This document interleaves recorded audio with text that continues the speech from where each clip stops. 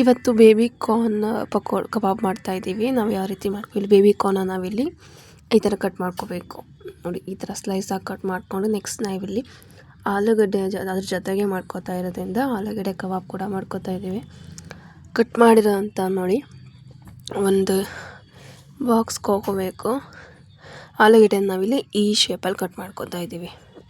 ಇದಕ್ಕೆ ನಾವಿಲ್ಲಿ ಒಂದು ಪ್ಯಾಕೆಟ್ ಪೌಡರ್ ಕಬಾಬ್ ಪೌಡರ್ ಹಾಕೋತಾ ಇದ್ದೀವಿ. ನೆಕ್ಸ್ಟ್ 1 ಚಮಚ ಶುಂಠಿ ಬೆಳ್ಳುಳ್ಳಿ ಪೇಸ್ಟ್. ನೆಕ್ಸ್ಟ್ ಇಲ್ಲಿ ನಾವು ಮ್ಯಾಗಿ ಮಸಾಲ ಅರ್ಧ ಹೋಳು ನಿಂಬೆಹಣ್ಣು ಹಾಕ್ಕೊಂಡು ಕರಿಬೇವಿನ ಸೊಪ್ಪು ಹಾಕೋಬೇಕು.